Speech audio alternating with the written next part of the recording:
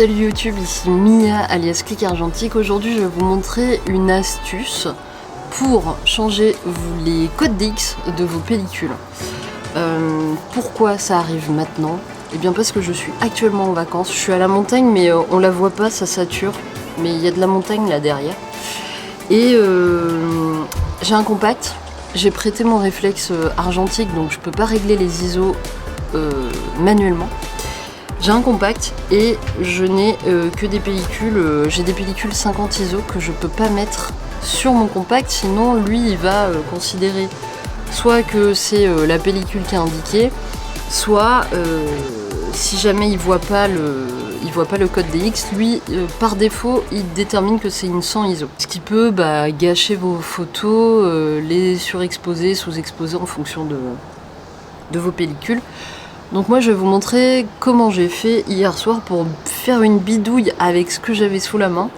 Et vraiment il faut pas grand chose, vous allez voir, c'est assez simple. Ça permettra de changer les codes DX. Pour cette manipulation, vous allez avoir besoin de scotch, des ciseaux ou éventuellement d'un couteau, c'est plus pratique, d'un couteau à lame.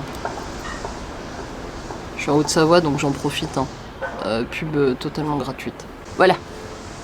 Alors avant ça, moi ce que j'ai fait, c'est que je suis allée sur internet pour regarder les différents codes DX et pour voir comment je pouvais modifier les codes DX existants pour ensuite les passer en 50 ISO.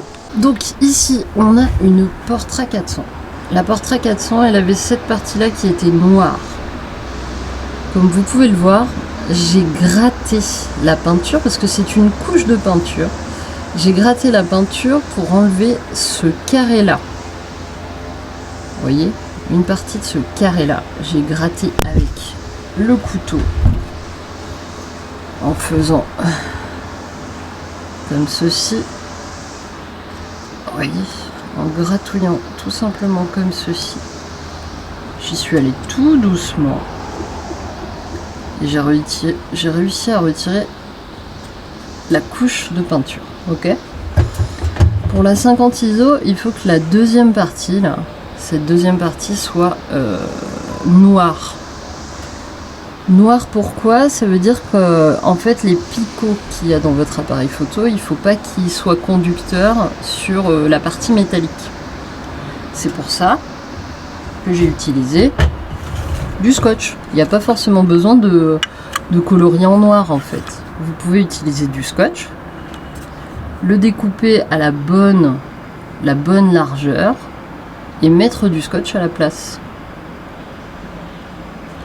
Et voilà comment j'ai transformé une Portra 400 en 50 ISO.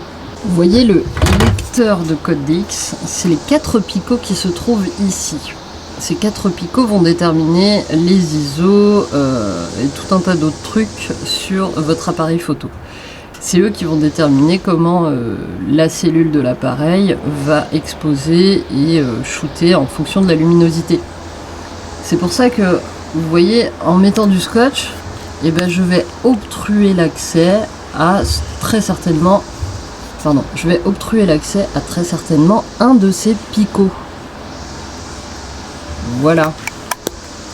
Pour la 320T, vous voyez, j'ai fait... pardon, c'est pas une 320T, c'est une Portra 400. Pour la Portra 400, une autre Portra 400, vous voyez, j'ai ripé. Ça peut arriver.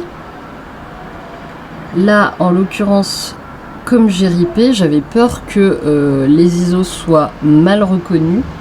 Donc, j'ai rajouté un scotch. Ce qui fait que là, je sais pas si vous le voyez, mais toute cette zone-là, ce sont des parties non conductrices, donc l'appareil ne va pas, va considérer qu'il n'y a pas de partie métallique ici. Voilà, c'est comme si j'avais mis de la peinture noire à cet endroit-là. Et pour celle-ci qui était une 200 ISO, j'ai simplement eu à rajouter un peu de scotch ici, dans cette partie-là. J'ai transformé toutes les pellicules en 50 ISO. Celle-ci, c'est parce qu'elle est très périmée. Du coup, j'ai modifié et j'ai transformé ça en 50 ISO pour pouvoir la sous-exposer, quoi. Alors, petit tips supplémentaire qui m'a été donné par Zoltan. Afin de vérifier que vos codes DX ont bien été faits et sont bien reconnus par l'appareil photo, si vous avez un appareil de type Canon EOS, un appareil automatique mais qui a un mode manuel, vous pouvez, grâce à ça, vérifier si vos pellicules sont bien reconnues dans l'ISO que vous souhaitez avoir. Voilà.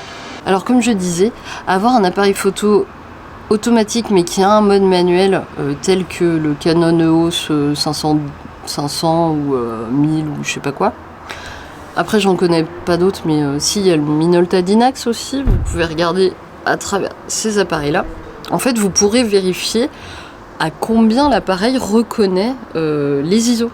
Et ça vous permettra du coup de vérifier que votre modification de code DX a bien été prise en compte par l'appareil, et ensuite vous pourrez la glisser tout simplement dans votre compact argentique. Ici, je n'ai pas de Canon EOS, je n'ai pas de Minolta Dynax ou autre appareil, donc là ça va être du pifomètre. J'espère que mes modifications fonctionnent. Donc là ça va être vraiment de la totale découverte. On va tenter, on va voir ce que ça donne, et puis, ma foi, si ça marche pas, on verra, voilà. Alors oui, une autre astuce aussi qui me paraît hyper importante, vérifier jusqu'où les ISO peuvent aller sur votre appareil photo. Moi par exemple, j'avais des pellicules 25 ISO, le Miu 2, sachez-le, il reconnaît qu'à partir de 50. Donc si j'avais fait un code DX 25 ISO, lui, il l'aurait pas reconnu et il aurait mis à 100 ISO. Et tout ce que j'aurais pris en photo aurait été foutu, clairement. Donc faites pas cette connerie-là. Vérifiez bien vos appareils, l'amplitude d'ISO qu'ils peuvent accueillir. Parce que s'ils peuvent pas accueillir des 50 ISO par exemple, faut pas faire de changement de code DX à 50 ISO. Sinon, lui, il va reconnaître par défaut. Généralement, c'est 100 ISO, mais il faut vérifier pour chaque modèle parce que ça peut varier. Je crois qu'on a fait le tour de la question. C'est la fin de cette vidéo. J'espère qu'elle vous a plu, j'espère qu'elle vous a apporté quelque chose. On se retrouve très bientôt pour de nouvelles aventures. Et en attendant, prenez soin de vous et faites de belles photos.